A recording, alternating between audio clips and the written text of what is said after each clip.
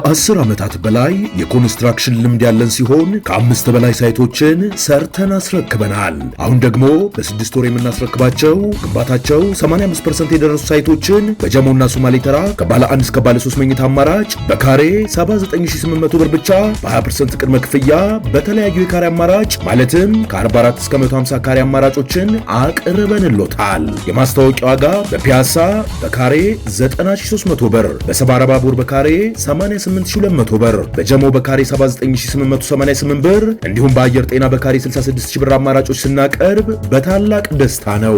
የካሬ አማራጭ ባለ 1 መኝታ 44 ካሬ፣ ባለ 2 መኝታ 84 እና 97 ካሬ፣ ባለ 3 መኝታ ከ120 እስከ 150 ካሬ አቅርበናል። የንግድ ሱቆችን ከ12 ካሬ ጀምሮ ከ205000 እስከ 350000 ብር ድረስ ፒያሳ ላይ ያገኛሉ። ለበለጠ መረጃ ከታች ባለው ስልክ ይደውሉ።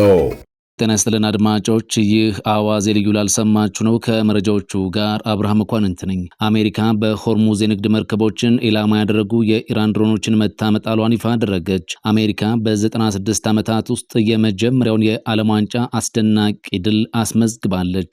ኢራንና አሜሪካ በቅርብ ቀናት ውስጥ ስምምነት ሊፈራረሙ እንደሚችሉ ከፍተኛ ዲፕሎማት ይፋ አድርጓል። የአሜሪካው ፕሬዝዳንት ዶናልድ ትራምፕ በቬኔዙዌላ ላይ ያነጣጠረ ወታደራዊ እርምጃ መውሰዳቸውም ታውቋል። ሁሉንም ጉዳዮች በዝርዝር እናስደምጣቸዋለን። አብራችሁን ቆዩም።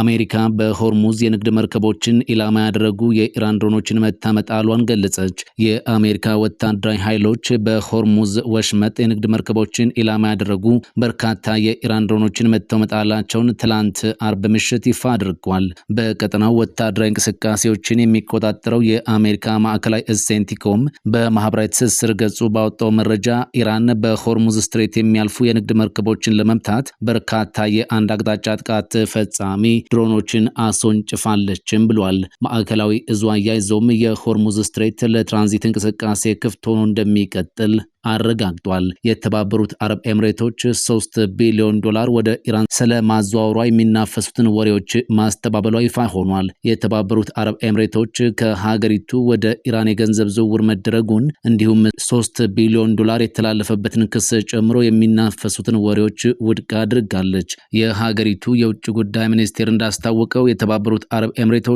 የተወሰኑ ዓለም አቀፍ የዜና ተቋማት ከኤምሬቶች ወደ ኢራን እስላማዊ ሪፐብሊክ የገንዘብ ዝውውር ተደርጓል በሚል ያሰራጩትን ዘገባም በግልጽ አስተባብላለች። ይህም $3 ቢሊዮን ተላልፏል የሚለውን ክስም ያካትታል ተብሏል። ክሱንም ሙሉ በሙሉ ሐሰትና መሰረተ ቢስ ሲል የገለጸው ሚኒስቴሩ ምንም አይነት የታገደ የኢራን ገንዘብ በአረብ ኤምሬቶች በኩል አልተለቀቀም፣ አልተላለፈም በማለት አጽንኦት ሰጥቷል። በተጨማሪም ሚኒስቴሩ የዜና ተቋማት ትክክለኛ መረጃን እንዲያቀርቡ በይፋዊ ምንጮች ላይ እንዲመሰረቱና ያልተረጋገጠ መረጃን አሊያም መሰረተ ቢስ ክሶችን ከማሰራጨት እንዲቆጠቡም ጥሪ አቅርቧል። አሜሪካ በ96 ዓመታት ውስጥ የመጀመሪያውን የዓለም ዋንጫ አስደናቂ ድል አስመዝግባለች። አሜሪካውያን የሜዳቸው ተጠቃሚ በመሆን በፓራጓይ ላይ 4-1 ድል ተቀዳጅቷል። አሜሪካ ከ1930ኛው የዓለም ዋንጫ በኋላ በፊፋ የዓለም ዋንጫ ታሪኳም የመጀመሪያውን አስደናቂ ድል ትላንት አስመዝግባለች። እንደ ታስ ዘገባ ከሆነ አሜሪካውያን በሜዳቸው የሚያስተናግዱትን የዓለም ዋንጫ በፓራጓይ ላይ ባገኙት 4-1 ድል ከፍተዋል። ከዚህ በፊት አሜሪካ በውድድሩ ታሪክ ቢያንስ በ3 ግቦች ልዩነት ማሸነፍ የቻለችው በሁለት አጋጣሚዎች ብቻ ነበር። ሁለቱም ድሎች የተመዘገቡት በ1930ው የመጀመሪያው የዓለም ዋንጫ ላይ ሲሆን አሜሪካውያን በምድብ ድልድል ቤልጅየምንና ፓራጓይን 3-0 ማሸነፋቸው ይታወሳል። አሜሪካ በቀጣይ ጨዋታዋ ሰኔ 19 ከአውስትራሊያ ጋር ትገናኛለች።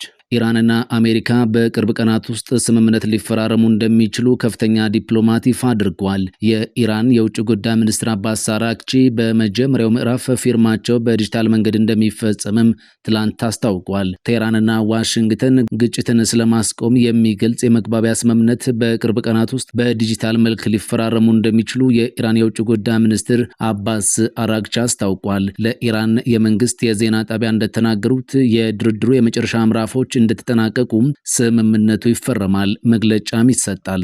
በመጀመሪያው ምዕራፍ ላይ ፊርማው የሚካሄደው በርቀት በዲጂታል መልክ ነው ተብሏል። ይህም በቅርብ ቀናት ውስጥ ሊከናወን እንደሚችል ተስፋ ተጥሎበታል። ቀደም ሲል ሚኒስትሩ በሰጡት መግለጫም ቴህራንና ዋሽንግተን ግጭቱን ለማስቆም የሚያስችል የመግባቢያ ሰነድ ለመፈረም ከመቼውም ጊዜ በበለጠ ተቃርበው እንደነበር መግለጻቸው ይታወሳል። የአሜሪካ ኢራን ስምምነት የኢራንን የኒውክሌር ፕሮግራም ማፍረስን ያካትታልም ተብሏል። በአሜሪካና በኢራን መካከል እየተካሄደ ያለውና የፓኪስታኑ ጠቅላይ ሚኒስትር ሻባህ ሻሪፍ አርብ ዕለት ስምምነት ላይ መድረሱን ይፋ ያደረጉት ረቂቅ ሰነድ የሆርሙዝ ስትሬትን ዳግም ስለመክፈት የሚገልጽ ይዘት እንዳለው ይፋ ሆኗል። ትላንት አርብ አንድ ከፍተኛ የአሜሪካ ባለስልጣን ለሮይተርስ እንደተናገሩት በአሜሪካና በኢራን መካከል በመፈጠር ላይ ያለው የሰላም ስምምነት የኢራንን የኒውክሌር ፕሮግራም ማፍረስንና አሜሪካ ከኢራን የበለጸገ የኒውክሌር ቁሳቁስ መረከቧን የሚመለከት ነው። ባለስልጣኑ አያይዘውም የሆርሙዝ ስትሬትን ዳግም መክፈት አሜሪካ በኢራን ወደቦች ላይ የጣለችውን ማዕቀብ ማንሳትና አሜሪካ የበለጸገ የኒውክሌር ቁሳቁስ መረከቧን የሚያካትተው የስምምነት ኢራን የኒውክሌር ጦር መሳሪያ እንዳታገኝ ለማረጋገጥ የሚወሰድ ትልቅ እርምጃ ነው ብለዋል። በተጨማሪም ኢራን የኒውክሌር ጦር መሳሪያ ላለማዘጋጀት ቃል እንደገባች መግለጻቸውን የሮይተርስ ዘገባ ጠቁሟል። የስምምነቱ ጽሑፍ በሁለቱ ሀገራት መካከል ስምምነት ላይ መደረሱን የፓኪስታኑ ጠቅላይ ሚኒስትር ሻባህ ሻሪፍ ትላንት አርብ በማህበራዊ ሚዲያ ገጻቸው ላይ ይፋ አድርጓል። ይህ ስምምነት የአሜሪካን ዋና ዋና ግቦች የሚያሳካ መሆኑን የገለጹት ባለስልጣኑ ስምምነቱ በክልሉ የረጅም ጊዜ ሰላም እንደሚያረጋግጥም ተናግሯል። ኢራን ስምምነቱን የምታከብር ከሆነ የኢኮኖሚ ተጠቃሚ እንደምትሆን የገለጹት ባለስልጣኑ ኢራናውያን በእርግጥም የገቡትን ቃል ከፈጸሙ ብቻ ተጠቃሚ እንደሚሆኑ አብራርተዋል። ይሁን እንጂ ኢራናውያን ስምምነቱን በመፈረማቸው ብቻ ምንም እንደማያገኙ ግልጽ አድርገውታል።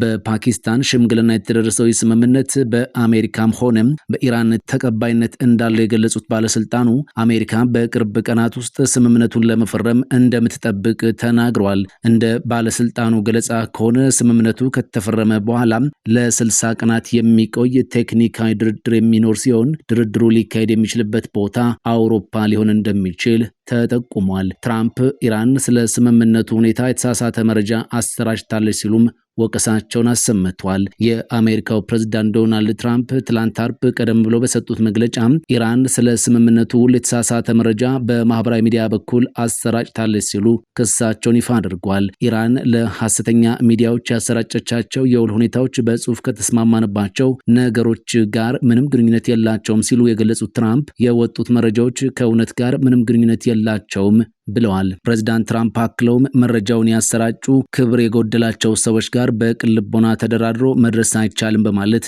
መግለጻቸውን ጀሩሳሌም ፖስት አስነብቧል። የአሜሪካው ፕሬዝዳንት ዶናልድ ትራምፕ በቬኔዙዌላ ላይ ያነጣጠረ ወታደራዊ እርምጃ መውሰዳቸውን ይፋ አድርጓል። በዚሁ መሰረት የደቡባዊ እዝ የአየር ኃይል በአካባቢው ለረጅም ጊዜ ስጋት ሲፈጥር የቆየውንና በአደገኛነት የሚታወቀውን ትሬንዴ አራጓ ወንበዴዎች ስብስብ መሪ ላይ ያነጣጠረ ድንገተኛ የአየር ጥቃት ፈጽሟል። በዚህ ዘመቻ የአሜሪካ ጦር ኢላማ ያደረገው በዓለም አቀፍ ደረጃ በቅጽል ስሙ የሚታወቀውን ኒኞ ጊሮሬ ነው። ይህ ግለሰብ በህገ ወጥ የሰዎች ዝውውር፣ በእጽ አዘዋሪነትና በበርካታ የኮንትሮባንድ ወንጀሎች ሲፈለግ የነበረ ነው። አሜሪካ የ$5 ሚሊዮን ሽልማትም አውጥታበት እንደነበር ይታወቃል። ፕሬዚዳንት ትራምፕ በትሩዝ ሶሻል ገጻቸው ላይ ባሰፈሩት መልእክት ጥቃቱ ከቬኔዙዌላ መንግስት ጋር በቅርብ ቅንጅት የተከናወነ መሆኑን አረጋግጧል። ኒኞ ጊሮሬ መገደሉን የገለጹት ፕሬዝዳንት ትራምፕ በአሸባሪነት የተፈረጀው የትሬንዴ አራጓ ቡድን አባላት ከእንግዲህ በየትኛውም የዓለም ክፍል አስተማማኝ መጠጊያ እንደማይኖራቸው በግልጽ አስጠንቅቋል። አሜሪካ ይህንን ድርጅት በውጭ አሸባሪ ድርጅትነት ፈርጇለች። በቡድኑ ላይ ያካሄደች ያለውን አሰሳ በይበልጥ አጠናክሮታል። የዚህ የአየር ጥቃት መፈጸም የአሜሪካን ቀጠናዊ ጸጥታ ማስጠበቅ ቁርጠኝነት የሚያሳይ እንደሆነ በታዛቢዎች በኩል ተነስቷል። ከ10 ዓመታት በላይ የኮንስትራክሽን ልምድ ያለን ሲሆን ከ5 በላይ ሳይቶችን ሰርተን አስረክበናል። አሁን ደግሞ በ6 ወር የምናስረክባቸው ግንባታቸው 85% የደረሱ ሳይቶችን በጀሞና ሶማሌ ተራ ከባለ 1 እስከ ባለ 3 መኝታ አማራጭ በካሬ 79800 ብር ብቻ በ20% ቅድመ ክፍያ በተለያዩ የካሬ አማራጭ ማለትም ከ44 እስከ 150 ካሬ አማራጮችን አቅርበንሎታል። የማስታወቂያ ዋጋ በፒያሳ በካሬ 90300 ብር፣ በሰባራ ባቡር በካሬ 88200 ብር፣ በጀሞ በካሬ 79888 ብር እንዲሁም በአየር ጤና በካሬ 66000 ብር አማራጮች ስናቀርብ በታላቅ ደስታ ነው። የካሬ አማራጭ ባለ 1 መኝታ 44 ካሬ፣ ባለ 2 መኝታ 84 እና 97 ካሬ፣ ባለ 3 መኝታ ከ120 እስከ 150 ካሬ አቅርበናል። የንግድ ሱቆችን ከ12 ካሬ ጀምሮ ከ205000 እስከ 350000 ብር ድረስ ፒያሳ ላይ ያገኛሉ። ለበለጠ መረጃ ከታች ባለው ስልክ ይደውሉ።